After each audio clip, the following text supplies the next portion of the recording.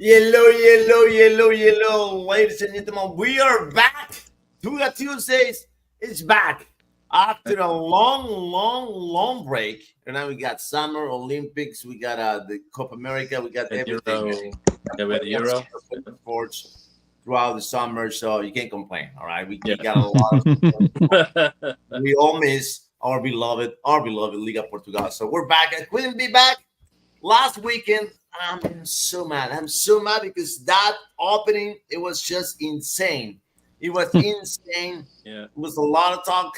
But hey, we're here. We're back now. My throat is in good shape right now. I got my Coca-Cola going. So Right. getting ready to roll, guys. Ready to roll. Rui it. Girao, Mr. Mike D'Agostino, Mr. Derek Gomez. Welcome back. Rui, give me a 30 seconds on your beloved Dragons, man. Yeah, good start to the season. No goals conceded. Unlike last year, we started off just conceding the dumbest fundamental mistake-ridden goals. Frustrating. But I'm pretty happy. I think there's a lot of room for improvement for sure, but it's the beginning of the season, new coach, different players are being tried out, so I'm excited to see what happens. Are we going to win it all? It's a big question mark, but anything's possible. I like how we started it so far. Yes, a young guns too, man. I'm gonna put some Bon Jovi tracks in a second for you, man. Like all wild young boys, and they can do a lot of damage. I'm pretty sure. A young team. And all the Habla Español players for your team, man. They are on fire. We're gonna talk about those guys. We're gonna talk about Nico. We'll talk about the Juancito Jaime and everyone else. Mr. Benfica, boy, how you feeling? Are you feeling better now in the second week, aren't you? Second week, I thought this was round 35 and 36 of last season. It's a long season. I'm not jumping off any bridges yet. It's round two out of round You're 2 not, of 34. You're not on the let's fire Roger. I haven't been on. I don't think that's going to fix anything. I mean, to be honest, I don't think that's going to fix anything. No, the first game I thought was predictable. I kind of had a feeling that was coming because I had seen that 5-0 win over Feyenoord in a preseason, send-off game is dangerous because it was 20 really good minutes against a Feyenoord team that was, still rebuilding, still a new manager, still figuring out what they were doing. Famalicão completely studied Benfica's gegenpress down to a T. In that first goal, you can see they're not even looking where they're passing. They knew where the holes were. And Sorriso finishes it, because he made his run. They knew exactly on each pass where that ball needed to be. They studied Benfica's press, and they knew how to break it down. And Benfica never got out of third gear in that first game. And you said it, Nino. You said it looked like a training match or like a preseason. It's exactly how they played. No urgency, no fire, as if it was still – it was, I think part of it was playing in the daytime in the summer, and they didn't adjust well to heat. And we know footballers are kind of prima donnas, and when conditions are not perfect, especially on the big teams, and they have a built-in excuse, they love to fall on it. It was better this past weekend, but it wasn't great. It was only once Casapia tired out a bit that Benfica started, and a couple substitutions were made, that Benfica started to find the opportunities. Pavlidis got on the score sheet, which was important. Thiago Vea comes off the bench, gets a goal and an assist. Real quick, Mikey. What this guy here said about Pavlidis? He sent me a message, man. I want to expose you, Mr. No. No. Should I say that?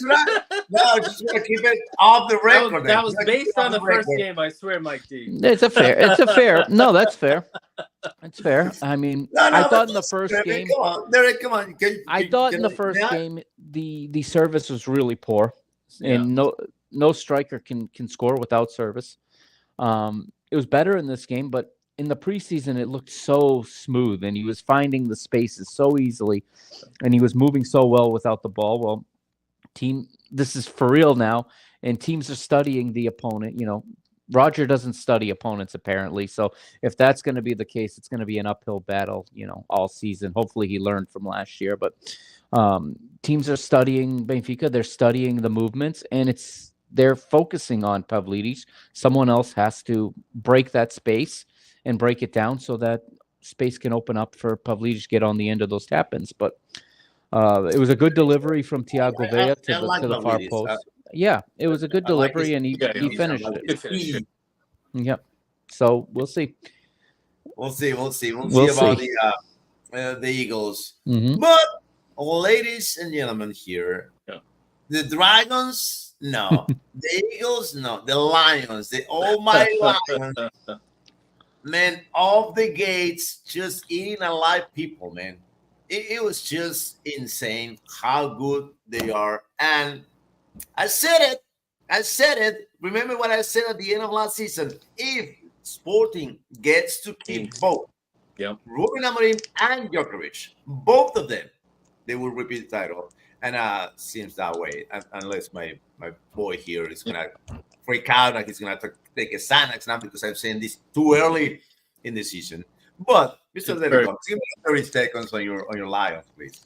Yeah. So a nice recovery from what I like. So if we're gonna stick with Game of Thrones here, I consider the Supertasa my red wedding. So it was a nice recovery from the red wedding. There have been periods in both games, long stretches, where it looks like they're just picked up right where they left off last season. Some great stretches, great football, great movement off the ball, creating these chances. So I've liked, for the most part, what I've seen. But I do want to caution, there is a vulnerability. You actually saw that in both games. We're missing Seba Quates. I think it was sort of an unexpected loss. It was this clause in his contract where if he wanted to go back to Nacional, he could, free of charge. He took that. They anticipated him being here this season. That coupled with another injury to Sanjush, it's his 7th injury in 2 seasons with Sporting. What's his injury, Derek? What's the injury that? What's his injury? I believe it was hamstring. It's another soft tissue injury, which is pretty. It's been pretty common with him, unfortunately. So that's his 7th injury, and he's been with us just a little bit over 2 seasons. So he's just missed tons of games. The unexpected loss of Seba Coates, and now we're going with a very young and inexperienced defense. I mean, Gonzalo Nacio is our veteran. I think he's 22. So there's a vulnerability there. So I think that could certainly play into these close games. And you saw it with Nacional. Again, a problem that carried over from last year. It's still a problem this year. We're still having a tough time with set pieces. In that first half, virtually every corner that Nacional had, they got their head on it first. So, in close games, a set piece can make all the difference. We can just go back to last year when I went to the Stade Luge, and, we were controlling the game into the 90th minute. Benfica got a corner, and then 5 minutes later, Benfica walked away with 3 points. So, there's some vulnerability there, but, the attack, there are just, long stretches of those games where it looks like they just picked up right where they left off. Pote is off to a fantastic start. The Night King, of course, was out for 2 months, so we really didn't have much of a preseason, but you just tell, like, week after week, he's just getting stronger and stronger. That last goal that he scored, the 6-1, it was a classic Night King goal. So we're starting to see the Night King of old. Trincão's off to a great start. This Kenda has come out of nowhere. He's 17 years old. I love him. I love him. That Jenny Katamo's off to a great start. So, from the midfield up, it's looking, they're looking like a machine. But again, I just want to I just want to be cautious here that there is a vulnerability there, and we saw it at the Supertasa, and we also saw it the last couple of games. So that's something to keep your eye on. But overall, obviously, I'm really happy. Absolutely, man. Absolutely. I think this is the strongest team of the of the three right now. We'll see. It's a long season. Anything could happen. You got more signings coming up for Sporting.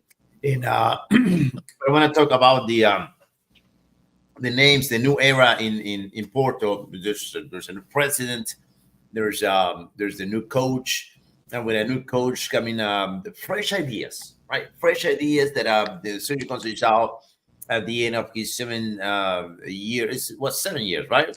Rui, 7 years, right? Yeah, 7 years. At Yeah, the end of already. 7 years, you can you just don't see clearly. It's that's the truth, man. There's some options for you. There were options for you to use, and you didn't. First off, Frank Navarro. Returning Frank Navarro for me, it's a key return for Porto. I love how the influence of Ivan Jaime and the partnership between Nico Gonzalez and Ivan Jaime. It's the partnership that I think is going to take Porto all the way up to the last game of the season to fight for the title. Rui, give me your thoughts on those three names, man. Yeah, I think all those players are going to contribute. If Porto is going to win the title, all of those players need to contribute and have great seasons. And I think one spot that we really need to improve on, I hope it's the number 9 position, and Fran Navarro is going to have that year that he's capable of. That's why we purchased him. He's definitely potential. He did really well with Gil Vicente, scoring a lot of goals in back-to-back seasons, and we need that. We need that to reflect on our team this year. When you look back at the last 3 championships that we had, the number 9 position was so crucial in a lot of those in all 3 of those campaigns where we won. So that needs to definitely needs to improve. We need to have more consistency up top, and I'm feeling pretty confident on it. I think the way that we've been playing this year, it isn't perfect. There's obvious room for improvement, but there's so much more confidence on the ball. When Porto have possession and they're dominating possession, it's not just stale, useless possession, lateral passes or anything like that. They're being very aggressive and confident, making positive passes forwards, utilizing the wingers, utilizing even Jaime to do his magic and get players open. I think we can improve in terms of creating opportunities to get our number 9s and our forwards to get more opportunities on that. But I think we've been pretty efficient on that, on the open play goals, but we need more. We've won some penalties. I think we set ourselves up with some pretty good opportunities to force some mistakes on our opposition. And I think that's been great. And I think that's a reflection on how we're being much more aggressive and much more progressive in terms of possession and getting forward. And another thing, just defensively, we're just so much more organized. And it's surprising because Pep's not there, our captain, our leader, one of the best defenders in Portuguese history. He's not there, but we're playing much more organized. And I think also just being more responsible, being more confident on the ball is your second defense. And I think it gives the defense much more confidence, not having to rely on cleaning up mistakes from our midfielders, whether it's the wingers or whatever.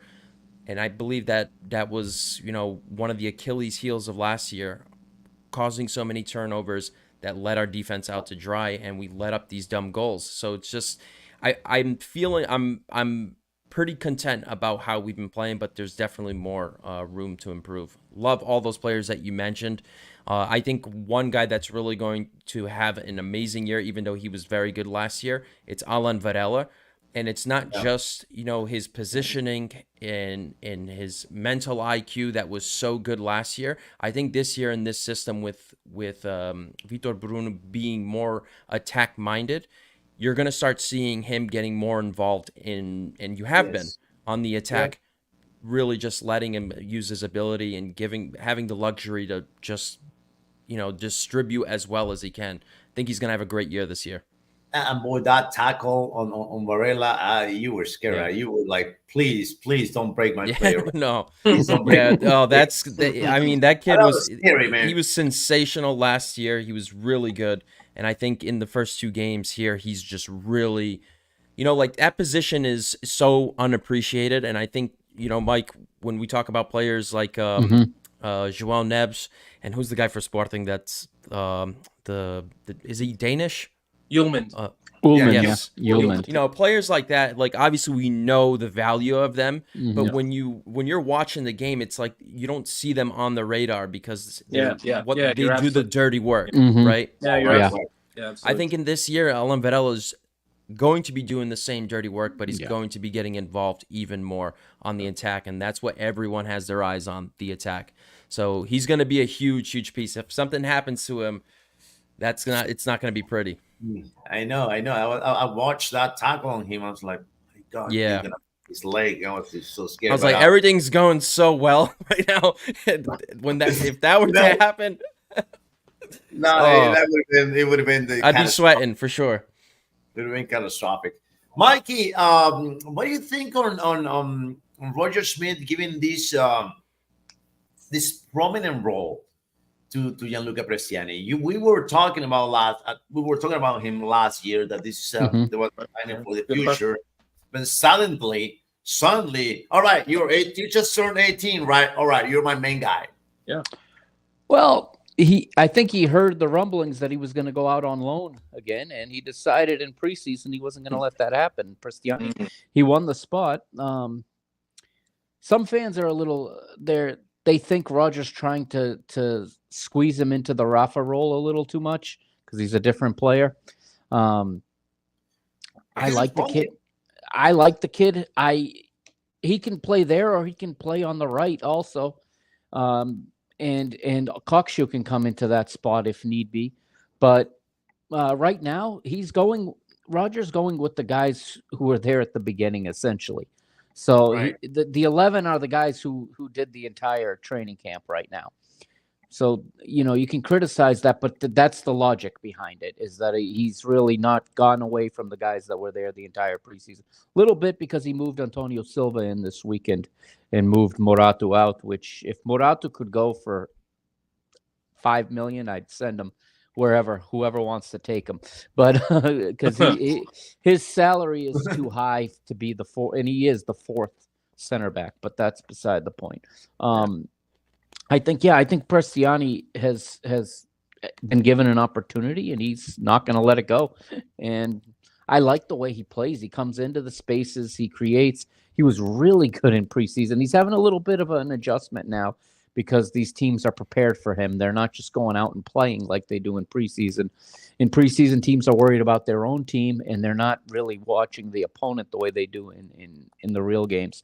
And he's going to have to adjust a little bit to that. But like I said, he can play on either side. If it's not working in the middle, you have an Orkan Kokshu who can come in, take that spot, and move Prestiani further out. There's a lot of options Roger has there. Whether or not he's going to be flexible to change anything, I mean, I'm When running Kokshu out. enters the pitch, Yeah, Mikey, when Kokshu enters the pitch, there's the flow is different. it It's is. different Yeah, from- yeah, it is. It's more It is. organized. It is. And I don't know, maybe he's just not at a fitness level yet to play 90 minutes. That could be it too, because Turkey went to the quarterfinals in the He's Euro. trained, for his stomachs, huh? Yeah. That's so far in the past now that You never know. It's very, but you You never know. know. Yeah, you don't know. We don't know what goes on behind the closed doors every day. So a lot of times we make our decisions on what we think about the lineup based on what we see on our TVs, but we're not there, Monday through Friday before that next match to see what happens. And sometimes there's good reasons for it that we don't know about. But I'm hoping that this is the Prestiani we see all season. I was excited when we signed him. Or the pre-deal we made before he was even old enough to transfer to Benfica, and he already had a pre-agreement. So, he comes in with a lot of expectation because of that pre-agreement. And, so far, I've liked it. I have more patience than most fans. I understand that. Of course. But the guy just turned 18. Turned 18, exactly. To play at that role. Right. Oh, absolutely. Yeah. So It's we'll see what kind of adjustments get made going forward. But this is Benfica's probably going to look like this into the international break, and maybe when they come back, there may be some changes made. But As far as Prestiani, I have no complaints. I mean, I've been excited to see him, and I've liked what I've seen from. I got nervous too when he came off, limping in that first game. So I was glad to see him back this week, and with no signs of any kind of knock from the previous week. I guess when you're 18, you recover, recover really quick. That's for sure.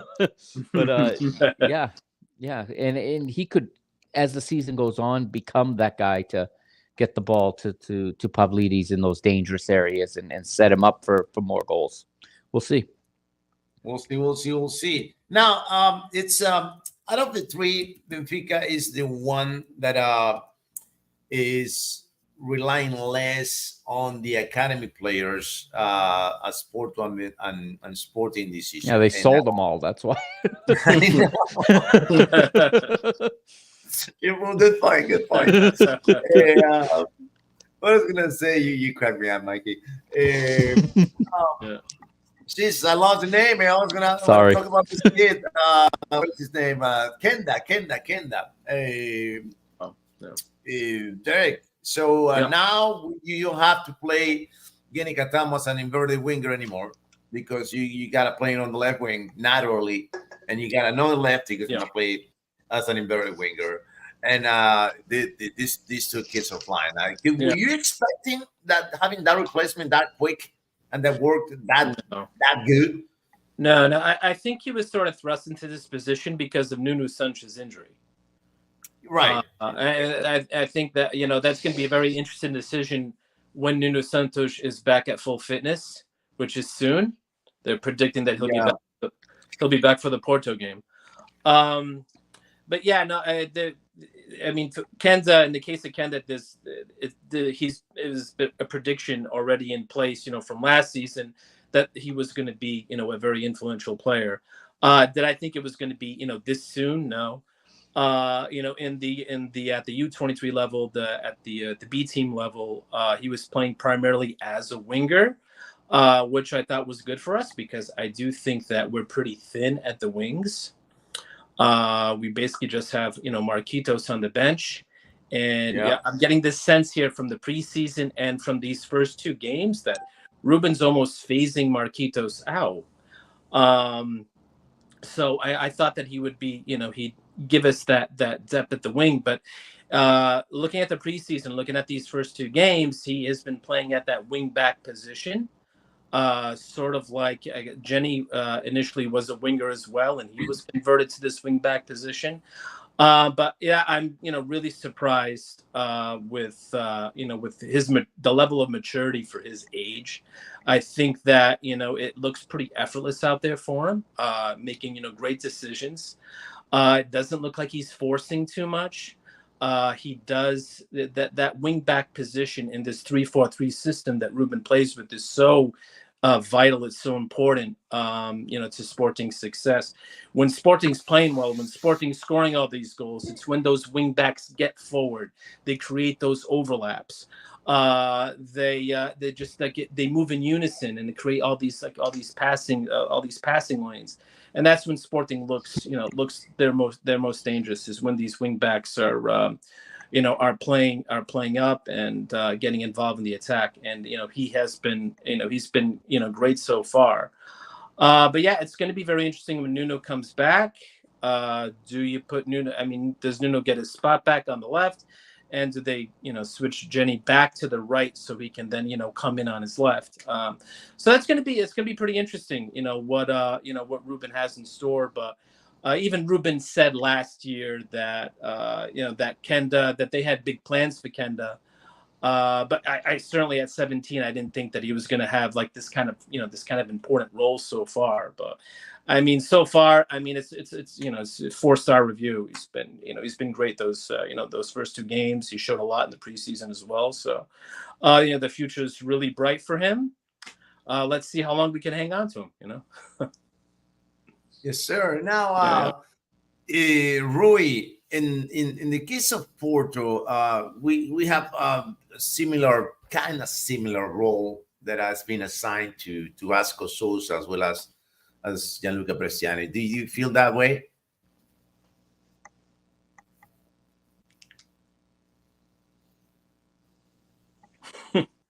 Yes, no. I think he's muted. Yeah, he's muted. Can't hear you. Who's muted? Jesus. Yeah. I there am. you That go. was my fault. Yeah. There you go. Yeah, I Okay. think I mean, you can kind of make that comparison. Would you say that he's like a number 10? I mean, Yeah. like a versatile midfielder, cuz the last in against Santa Clara he was deployed more as like a number 10. Right. But yeah, I would say that there's similarities between the both of them for sure. But what do you think? Who's going to be that guy in there? Because in Benfica, we know that Roger Schmidt is going to be. He's going to insist. He's going to keep Cristiano playing in that position.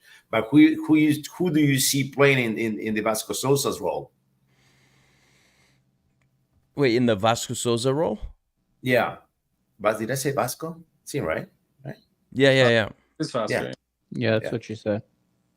Yeah, I would. I mean, it's gonna be hard to say because right now I feel like Vitor Bruno is just in kind of like the trial stages where he's just trying different players out. I don't know if Vasco Souza is really going to be starting the entire season. He's going to be probably the utility guy that's going to be thrown into the rotation at times. Mhm. I mean, it's going to be hard to say. Like, for example, like the Galeno position, I don't really see him playing at left back. I mean, left back the entire season. Yeah. So he's trying different things out before, this was the thing that I had. This was what frustrated me the most last year, is that Porto had so many options up top and even in the midfield, but they couldn't just figure anything out. And now, like, when things are actually kind of slowly coming together and he's been rotating in these two games, it's hard to say, like, who's going to play in what position. Like, I think Ivan Jaime and Varela and Nico Gonzalez have definitely, like, solidified their role into the starting lineup along with Galeno. But the others, like Vasco Souza's being thrown in, is he going to be starting every game? That's the big question mark. It's crazy now.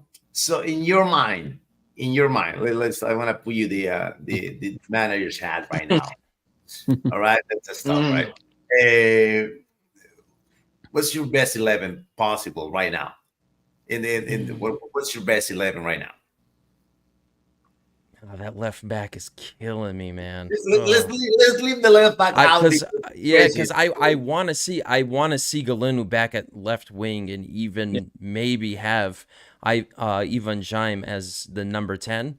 I would love to see Chico Conceição back on the right. He'll be back. And Fran Navarro up top as a number 9, and then the other two midfielders. You have options between Eustáquio and Nico Gonzalez, and then obviously Varela is going to be on the other side. You have Vasco Souza as well that you can throw into that midfield.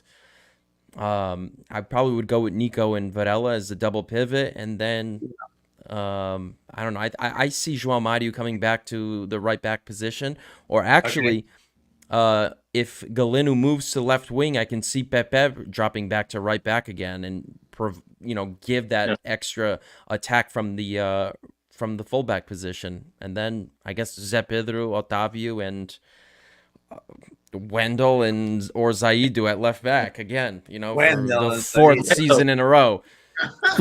So we'll go with that, I guess. Yeah. It's hard to say. I think up top and in the midfield, there's so many options to choose from. But I think the best case scenario I think the best 11 up front for me, it will be Galeno on the left, Conceição on the right, and we have Navarro on top. Okay, and then we have us I'm gonna put the playmaker as Ivan Jaime, and then the double pivot with Varela and Nico. I think that's the best. Yeah, I think that's the best way to go. Yeah, I think most Sportistas are gonna go with that. We'll see. The thing is that true that Chico is forcing his way out? Or it's just what is this, man? No, that's weird. I want to confirm this first, right? Yeah. Sergio did flirt with the idea of taking over Roger Smith's position if like Roger Smith was supposed to go. So That was, you know what, him, right? That was not like just a rumor. That was an actual, Picture that, right? that was So, a gold it mine was for the true, right? Portuguese Was it media. true? Please. I No. mean, I think so. I I think he did. Sergio might be interested. I don't think. I mean, That guy, that would just- honestly, that'd he be can so go weird. kick rocks. And if his That- son wants to get out, he can that's, get you out know. too. That's how I feel about it. It's like, God. honestly, Come on, Benfica come on. had to Sergio's- issue a statement to say they weren't looking for him. yeah. So Sergio left Porto. Yeah, that's right. Sergio never That's got good. sacked. Sergio left Porto on his own Yeah. terms. Yeah. And he's upset that Vitor Bruno, his assistant, Stayed. Yeah. stayed. Yeah. Why wouldn't he stay? Like That's real. for example, if I was the assistant of one of your teams and you're the head coach and everything, and I'm like riding your coattails all these years, and then the opportunity comes, the opportunity comes for one of you guys to leave, wouldn't you want your assistant to take over the team that you just left? Like, wouldn't you be happy for that? Like, he's getting an opportunity. That's the normal way of looking. So at he's it. upset about that with Vitor Bruno, and then the whole scenario with the election and everything like that. And he goes out and says something like that. Like, come on. Like, you're the bad guy. Like, nothing bad happened to you. You left on your own terms. Yeah. You could have stayed. And I'm pretty sure Villas-Boas made it. Was open about it that he was going to be coaching next year. Like, he had no issues finding a new coach or whatever. He didn't want to. He didn't want to find another coach. And like, honestly, man, it's just, what's he gonna do now? Like, all these years crying about like Benfica, the Centralismo, and all that stuff. What are you gonna come up with now? You're gonna say now it's the Nortismo? Like, come on, Mike. By the way, Mike, if he becomes your coach, things are gonna get really bad at your club. So, It'll never happen. no, that means bad shit happened at your club. I'm telling you. There'll be a riot before he gets in there. No, that would be that would be the greatest soap opera in the history of the game. Oh yeah, and for his son too. If he's gonna leave because of his dad, like It's a weird. don't let the door situation. hit You your know way out. what? It's not that it's more common than you think when the coach is the dad and the player on the team. I mean, how many times has this happened? Seriously, I've seen a couple of times happening here in South America, brother. I've seen it happening twice. all in right, South America. yeah, Yeah, but great. like twice that's not even a sample size enough to do like a study on it. Like, Has any of That's all it Simeone's is. kids ever played for him? Has Simeone coached any of his kids? I don't think Giovanni ever played for Okay. him. No. He doesn't want- I know he no. has a couple playing. Yeah. No. But he never agreed to it. Okay. He made sure that they make Stayed his apart. career Yeah. on their own. Stay Yeah. away from me. I don't want my name to be involved. Yeah. That's probably the best way to go about it. Yeah. Probably the best way to go about it. I want nothing to do with your career. You choose to be a soccer player. You're gonna be a soccer player on your own. I'm your dad, but that's it. That's it. I think Paolo Maldini played for his dad. He played for his dad. Yeah. Both at at AC Milan and at the national team, I think, for one cycle. Yeah. Yes, I think so. Yes. But that's that man. That's a different. What's the name of? Oh yeah, Zidane and his son too at Real Madrid. Yes, that's one. Yeah. He never broke through, but yeah. I'll be so pissed if I wear I think Jordi Cruyff may have played under at Johan Barcelona. Cruyff at Barca. At Barcelona. Yep. And they all suck. They all suck. They all. Well, imagine Well, being those kids. That was the real deal, but Yeah. the others. You know, it's insane. It's insane. And now we completely lost track with all the and I forgot about it. All right, I got it back. Sorry guys, I was getting fired up. No, that was good stuff. Multiple That's good television right there. That was good. That's a good rally, guys. I love it. Hey, Ragnar, Mr. Benfica. Yeah. Again, he Man of the turned match. that game around at the loose Mm-hmm. by Yeah, himself. that's what he does. That's what he And, does. you know what? He understood that the kid could not lead the team. He understood that. All right, let me take over. Yeah. Kid, let me take over. I want to help you out. I want to take over. Mhm. And he completely changed the game in the second half, man. Yeah. He completely changed the game in the second half. He got into his natural position. He was on the left wing, and then on the right wing, he was the liaison and on all the progressions. He played an outstanding second half, and of course, he scored. That was capped also it with the goal. Yep. Yeah. A great performance from him, and this is what I mean. Problem with him is because Besta's already hurt. It's just one more injury, and he's left back again. So, yeah, I know. Yeah, I mean, Yeah, time to head back. I'm crossing my boy, fingers, huh? but Got a new nickname right there. The guy just does whatever he's asked. It's remarkable at this level that someone can be moved around that much, spend an entire season away on every single position, man. Almost everything. I mean, minus keeper. I think we should throw him in keeper one game just to say he played all 11 positions. You know, one of those substitutions in the 95th minute. You put him in goal.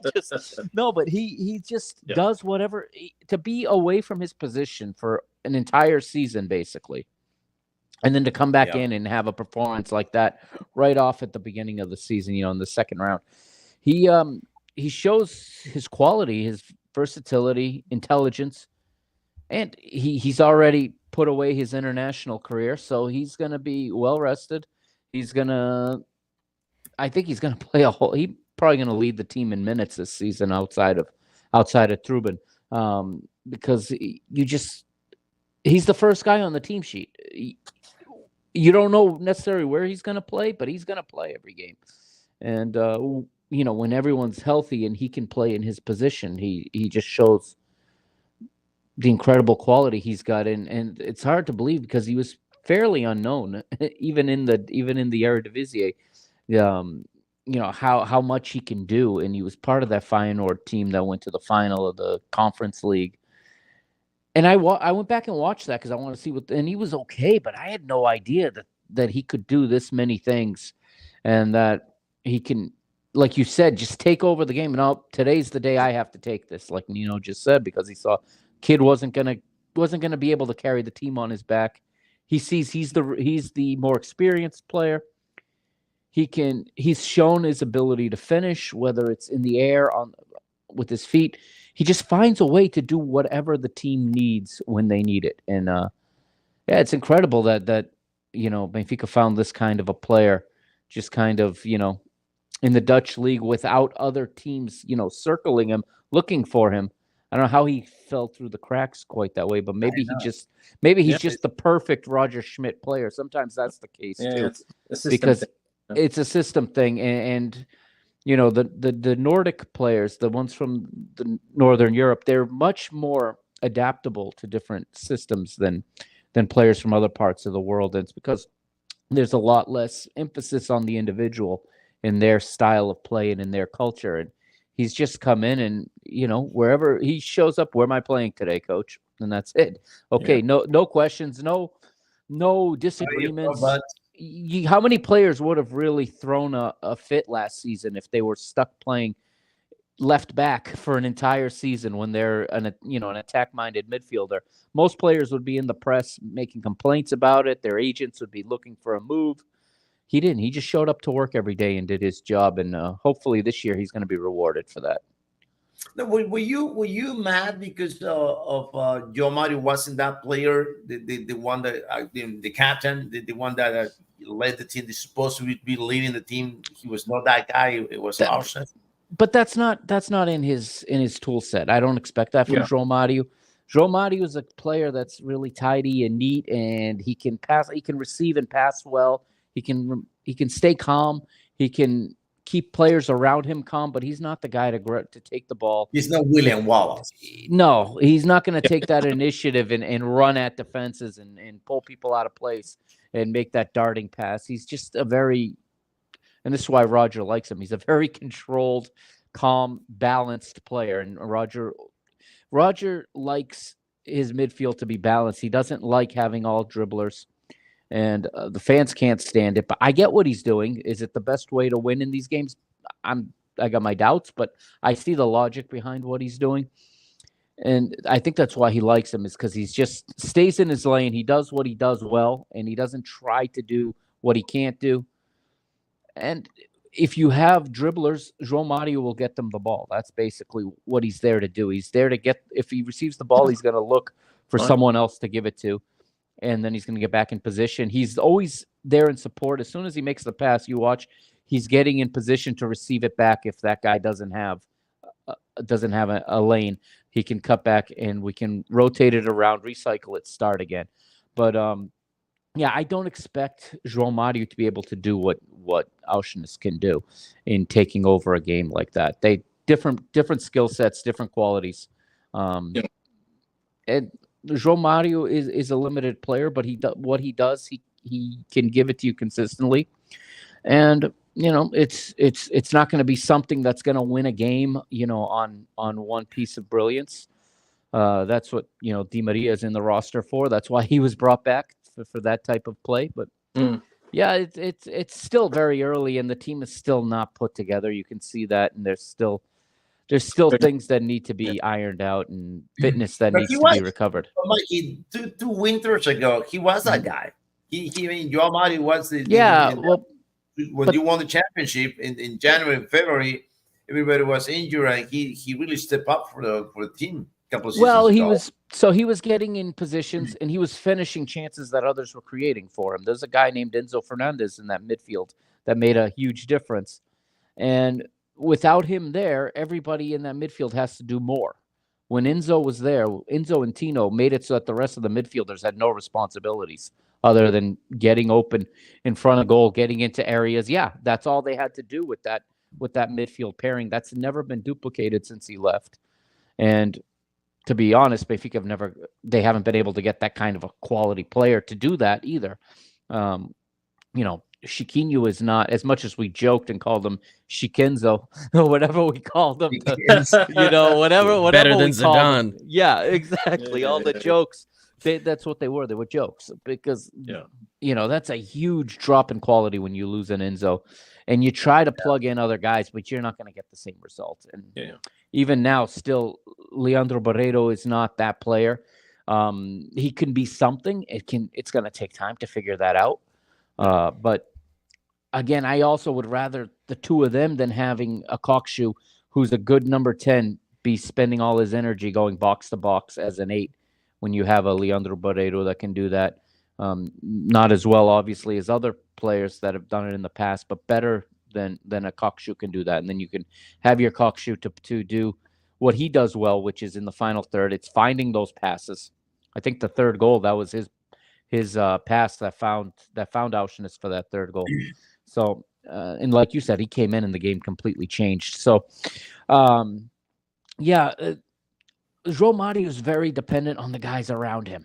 If he has the right guys around him, he can look a lot better than when he doesn't have the guys around him. And I mean, Derek saw him play for many years at his team. And, there were seasons where he was that title winning year. He was pretty good for you guys as well. There was times he was starting for the Portuguese national team when it was him, Adrian, and somebody. William. It was William. 3 Sporting players all in the national team together. So, I mean, he's a player that needs good players around him. Yeah. But what João Mario you get is going to depend a lot on who you put around him, I think. Mr. Gomez, your team is rolling. 9 goals in 2 games. You're still complaining about the set pieces, but nobody's going to complain about. You complain about set pieces. You say that your defense is too young, even though this is the 3rd season that they're playing. Of course, you're missing Coates. I get it. But what else? I mean, what's behind the scenes that we're not seeing now? Because the team is demolishing teams, demolishing the opponents. Well, what are we not seeing? Yeah, like I said, I mean, from the midfield up, it looks great. But I mean, I have serious concerns if we plan to play, Eduardo Quaresma as a starter for the entire season. A guy that's been has had consistency issues his entire career. Yet we're thrusting him into the starting role. Diomande is another one who did not have a good second half of the season after he came back from the African Nations Cup. He's had consistency issues as well. He was responsible for that that first the goal against Rio Ave. So I mean, there are defensive issues. We brought in this DeBast, 15.5 million euro, which is a lot for Sporting. But again, he made that critical error in the Supertaça, and I think Ruben punished him a little bit. He was an unused sub in that first game. He came in here against Nacional. Again, it was but I think he came in. It was already 5-1. So we had a good 25 minutes. But again, the verdict's still out on him. Another question mark for Sporting is our goalie. He didn't look that good in the Supertaça either.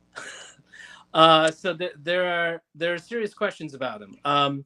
Rio Ave really didn't test him. Neither did Nacional.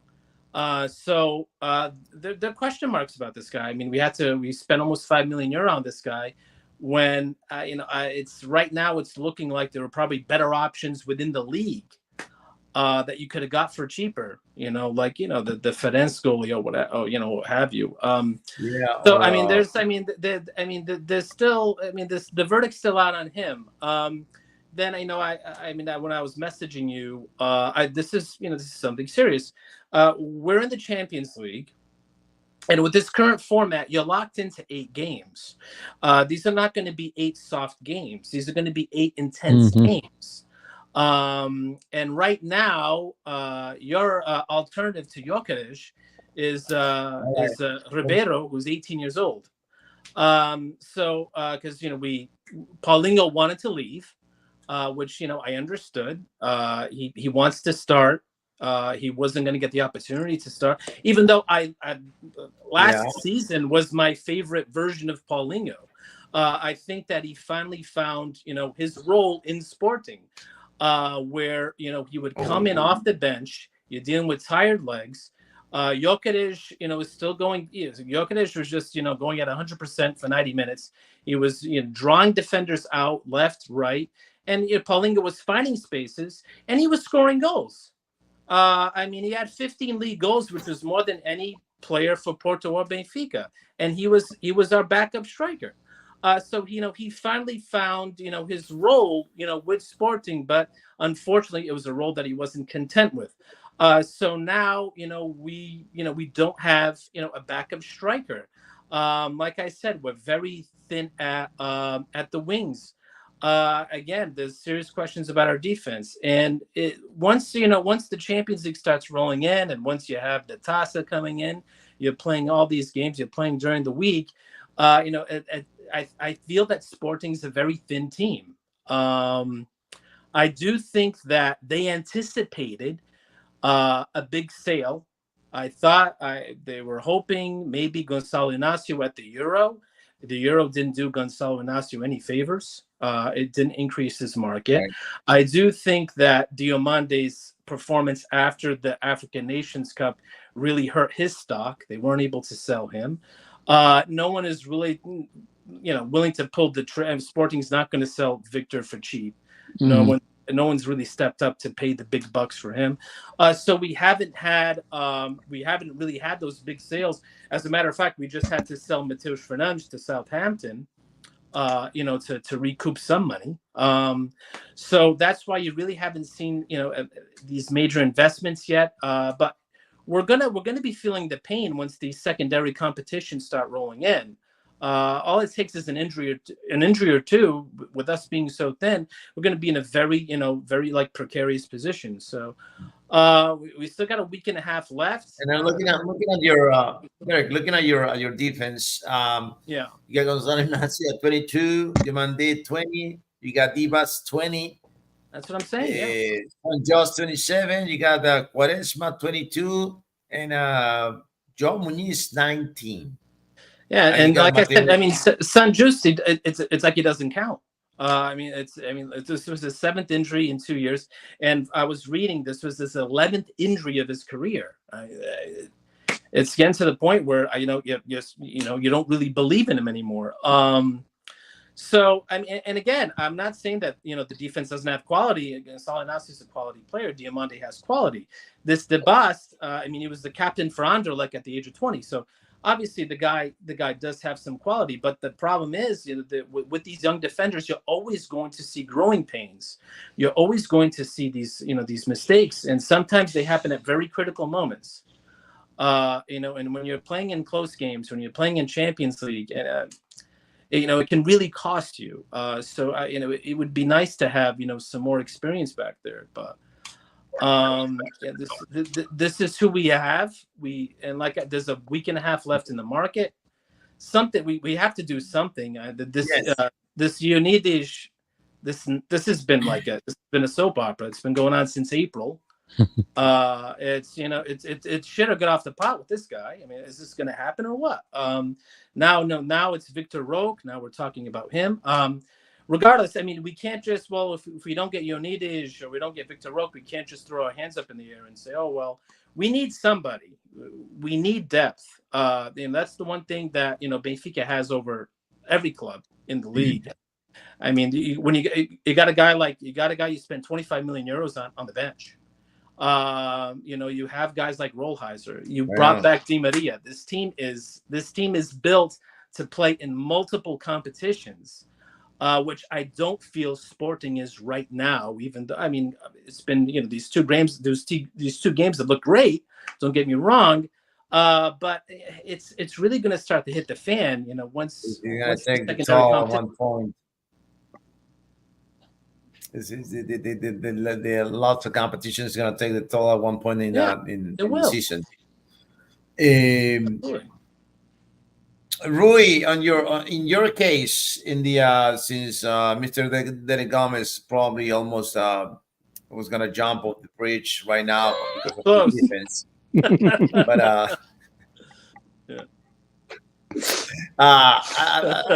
I should. You should be pretty confident about your back side of the story on your Porto side, right? But except the left back position, I think the other 3 positions are well covered for the season. Oh, he's muted again. My fault, guys. Sorry. Yes. The way Derek was talking about Sporting, it just I going into this episode, I was like, damn, Sporting look really good. Now he's like making all these points about how they're thin, and if something happens to Gyökeres, oh man, red card, upset stomach. Manchester City coming in. Manchester City coming in. They want Holland 2.0. Yeah. Oh, yeah. I don't know. Now I'm feeling pretty good about my Porto, but we still gotta tie a couple of knots a little bit. But we might. Nino, you said on the first game of the season, this isn't Porto's got a lot of work to do. I don't know. I don't know anymore. I don't know. Huh? Yeah, no. But you hit the nail right on the head. The left back position for the 4th or 5th year in a row. It's. I can't see Galeno being there the entire season. Yeah. I can't. I think you have to bring him back to his normal position.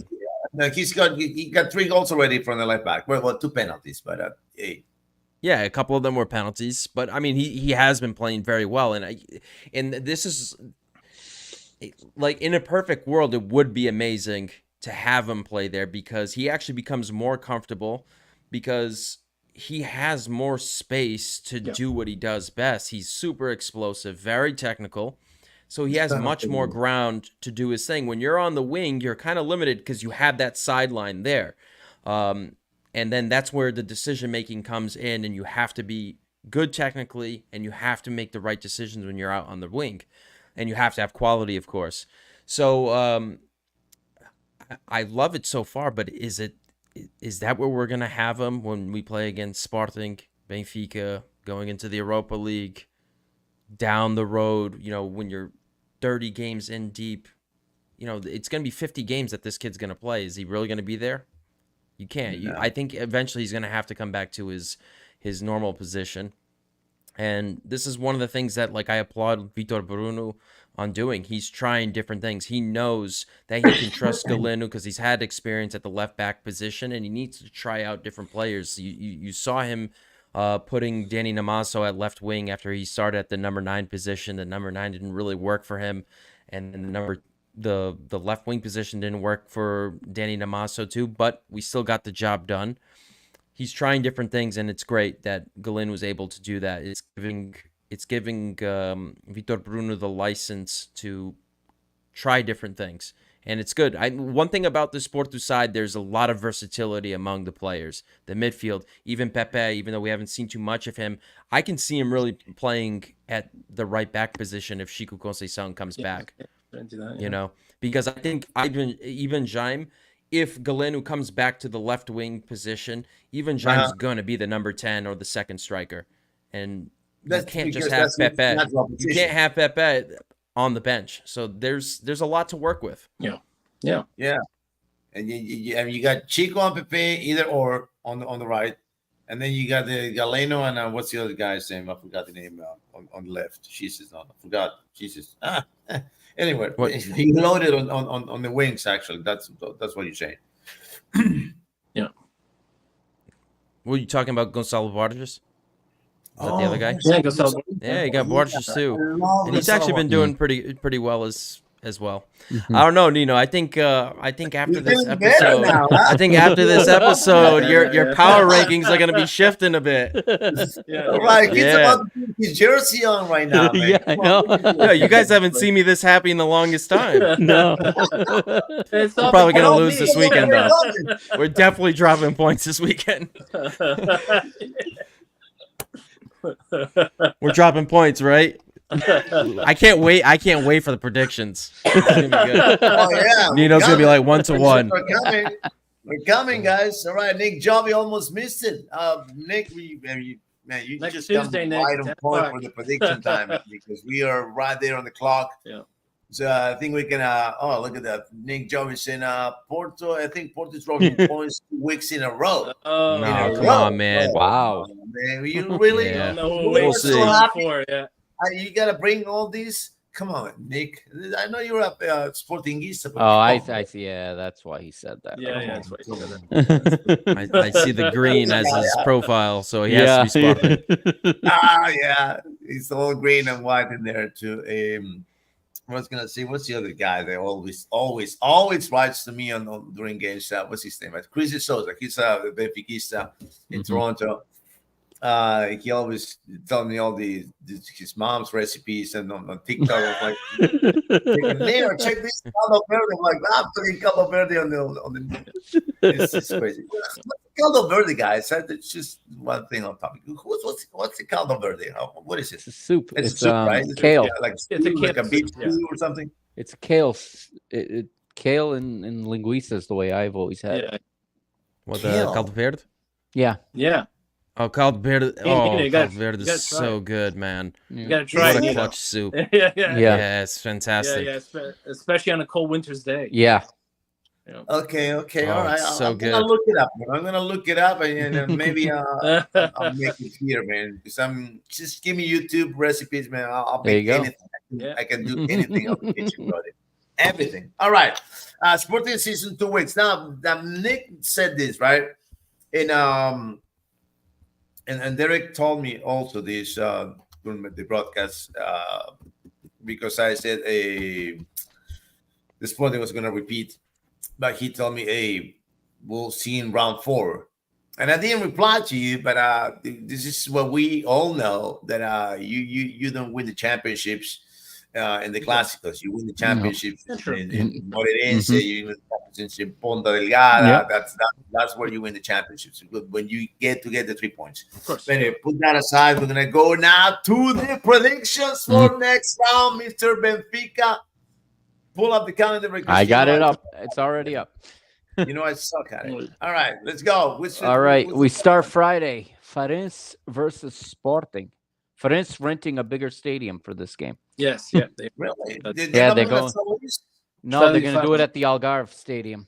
Yeah, they are. Yeah, they're going to play the three big teams in that stadium this year. It'll sell out. It'll sell out. It'll be a home game for Sporting. Yeah, it will. I got 3-0 to Sporting. I got 3-1 Sporting. Yeah, 3-1 Sporting. Mr. Gomez? Yeah. I got 4-1. Oh. I got 4-1. I think okay. yeah, they're coming for it. I thought he was gonna say like 1-0 or something. No. Right, me too. I was expecting like a 2-1 or something. I feel good about this one. You feel good? Yeah. I think it might be the haircut, man. Might be the haircut. All right. I think so. Yeah, I'm feeling more bold. Yeah. All right. And then Saturday, Casa Pia versus Santa Clara. Oh. 1-1. I'll say 2-1 Santa Clara. I think Casa Pia is pretty poor. All right. So far. Really? Let's go with 2-2 draw. Oh, okay. I like it. I'm gonna go with you, Nino. I'm gonna go 1-1 on that one. I think Casapia will get their point. Yeah. Okay. All right. What's next? Porto Rio Ave. 4-0 Porto. They're gonna explode in this one. You think At so? the Dragão, too. Yeah. At home, yeah. Now, let's go 3-0. Porto. I was waiting for that draw from you, Nino. Killing the mojo. Nah. Yeah. 3-0. Hopefully I get that game, man. We'll see. Yeah. I'm gonna go 2-0. I'll go 2-1. I think we're gonna get ourselves into a little bit of a mess in this game for whatever reason. Yeah, Rio Ave just I don't know. won their last game, so Yeah. Rio Ave was pretty good last year. So yeah, they have a new team though, a lot of new players from what I saw when they played Sporting. But I really respect their coach, and I think that they're going to get that team. That team will eventually gel. But there's I'll be surprised if we go 3 straight games without conceding a goal. So I'm going to go 2-1. I'm going to go 2-1. Right. That's right. I guess quick question before Mikey gets to the next game. Somebody wrote to me this that hey, you know what? You're not calling the Premier League games. I got a different guy coming in. What are you talking about? He told me about this real game. I'm calling that game, dude. Yeah, that's why you got sick in the second last week, man. You were celebrating all those Porto goals. Yeah, the first week. I know. I was calling that game, and I'm like, "What are you talking about?" It was me. Yeah. And then he said to me, "Yeah, Nino, but now it's you." For I don't know, he was getting a different signal or something on Goal TV, but it was not me. But I was calling the game. I don't know. I was just yes. But there's another guy too, by the way, guys. I'm not alone for this. You're not going to do all 196 or whatever games. I do about 250, 260 a season, a year. Yeah. All right. So, what's next? Benfica Estrela. Benfica will win 3-0. It'll be like last week, more or less. Maybe 3-1. I'll say 3-1. Yeah. Because there's a little firepower there in Estrela Amadora this season. Yeah, 3-1. Yeah, 3-1. But it's still I've seen the goals coming in the second half too. Probably. Yeah. Yep. Yeah. I'll go 2-1 here. I think Benfica are going to go down early, and then they're going to come back. Yeah. 2 late goals. I'm going to go. Come back. You got Nani scoring? That is exactly what I was going to say. It's going to be 2-1, and Nani's going to score.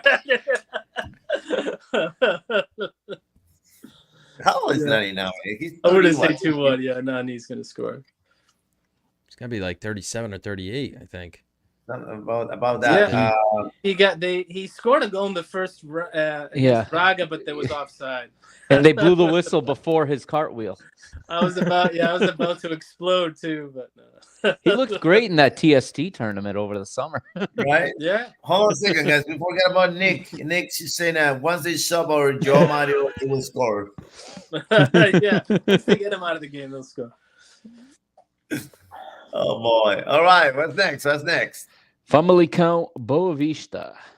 Booyah, baby. 4-1 Famalicão. Ooh, okay. I was gonna say 2-1 Famalicão. Nino's much more confident than me, but I'll say 2-1 Famalicão. I'll go 2-0 Bienvenido, for Capitán Famalicão. Arepas. I'm gonna say 3-1, and I'll go on record right now. That team scares me. They're good. They are good. Yeah. Ever since they've Good. been promoted, they've been They've consistently been good every season. good. And now that They're- coach has had full preseason, And they've had some good players. Yeah. Yeah. that they're scary. He's a good That's- coach. He is a Evangelista good is coach. he's a real good coach. Yeah, he worked wonders at Aroca. And, Exactly. He's got these guys playing really well. I like it. Rui, what do you say about Fama on this game? I said 2-0, right? I think so. Is that what I said? Yeah, it was 2-0. Yeah, 2-0. Okay. Yep. All right. On What's 3-1. next? Aroca Nacional. Aroca get their first win here. I think they're they're gonna gonna get the first win Yeah. too. Yeah. Like, 2-1. 2-1. 2-1. I don't say 1-0 at Aroca. Yeah, I'll go 1-0 Aroca as well. Yeah, they're gonna win. All right. Estoril Gil Vicente. Gil Vicente, baby, my boy, the samurai is gonna do it all over again. Yeah. Fujimoto. You got a hat trick, man, this week. I know. I know. I'm so happy for him, man. So happy for that guy. Yeah, I think Gil Vicente win 2-1 away. Yeah. I'm gonna go- 2-1 sounds good. I agree with it. Yeah. Again, last year I made it quite apparent that I'm not a fan of Vasco Seabra, but I do think that his firing was totally unwarranted and undeserved. So now bad karma will follow Estoril, and they're going to lose. Yes. Yes. They'll lose this weekend 2-1. Yeah. Yeah, and I'm going to continue from last year. I am never going to bet that team to win because I hate them and I hope they get relegated. So, yeah, Gil Vicente is going to win 5-0 in this one. Let's go. 5 goals for That's what I Fujimoto. want. All right. What's All next? 5. What's next? AVS versus Vitória Guimarães. Vitória is going to win. They're going to win 2-0. Man, ABS are in trouble, right? They're not gonna last. They're gonna go. They're back. not going to. Yeah. No. They're going to fold.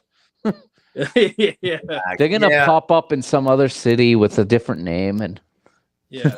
Yes, and I'm sorry. I've been seeing Aves, but it's ABS, right? yeah, they're trying to pretend that they're the Aves that used to be in the first division. and The they're- Sportivo de Aves. Yeah, they Yeah, don't the have. Aves, yeah. They don't own that name, but they're trying to like pretend that that's who they are. Oh. Yeah. So I've been calling Aves. So Yeah. what's Nick saying? I don't even know What AVS is. ABS is. Yes. It's because they can't use They're the not name CBS, of the man. town. They're gonna go They more can't CBS, use man. Avs, so they put in AVS, hoping people would just pronounce it the same. ADS. Yes. Yeah. Yeah. Yeah. Oh, man. man. I'll go 1-0 Victoria. Yeah, Rui Borges is starting to put his He's input doing on well. the team. Yeah. He's put his input on the team. Yeah, they won every game in Europe so far. So Finally Yeah. going to get a team in the conference league, hopefully. hopefully we Man. can have all 5 teams going. Mm-hmm. The group That'll be stage. fantastic, man. That'll be fantastic. All right, what's next, Maggie? Braga Moreirense, first Minho derby of the season, of the 18 that we have. Yeah. 2-2. That's a good shout. There are gonna be goals, but no winners in there. 2-2. I'm saying on that one. Lots of goals. It is 2-2. I'm going to say 3-2 Braga. They're going to get a late one to win. I'll go Mr. 3-0 here. No, 3-0 Braga. for Braga, yeah. I'm gonna go 1-1.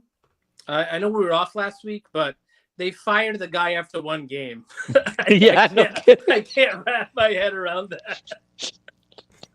I mean, it's Antonio Salvador, so I get it, but I still. It's like they got to pay the guy. That's why I was so contract mad. for one game. All right. You know, that's why I was so mad that I was sick last weekend last week because there was just a lot of.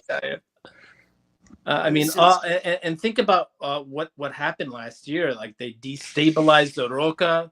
They signed him before the season was over. There was this controversy, all for one game. Amazing. Oh my God. Oh yeah. my. All right. Yeah. What's next, Mikey? That's it. Oh, that's it. That's all the games. That's That was all the Monday game. Yeah, there's no Monday game next week. Oh, no Monday game. No Monday game. No. All right, No guys. Monday. All right, guys. We're glad to be back, guys. Glad to be Yeah. back. Yeah. Great to be back. It's good to be back. And I promise you, next week we're gonna be on X too, because I want to start paying this thing. Oh, by the way, I checked. It's $84 for the yearly subscription. I think that's what I did. Yeah. Year. Just do it. Yeah, for the year. It's not bad. It's under $10 a month.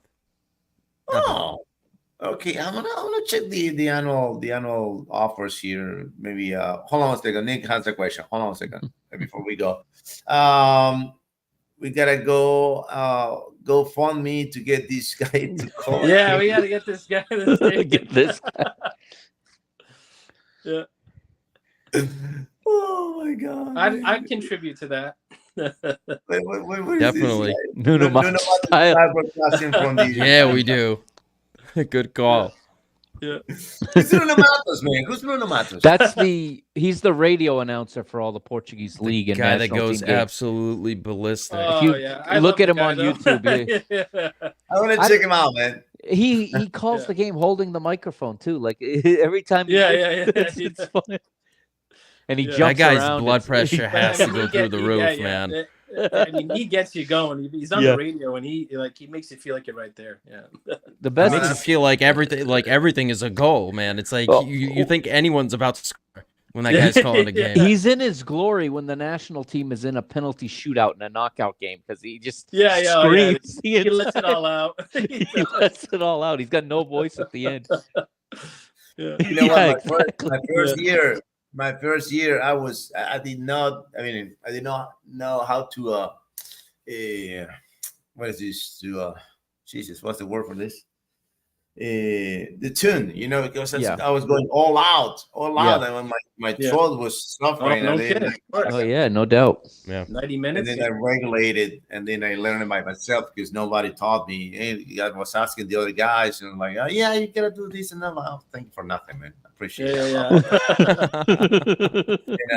The first thing I caught was, well, not all the time, but not drinking cold drinks during the broadcast. That was the main thing, because my first year was so hot. It was like Coca-Cola with ice, and my throat was crazy.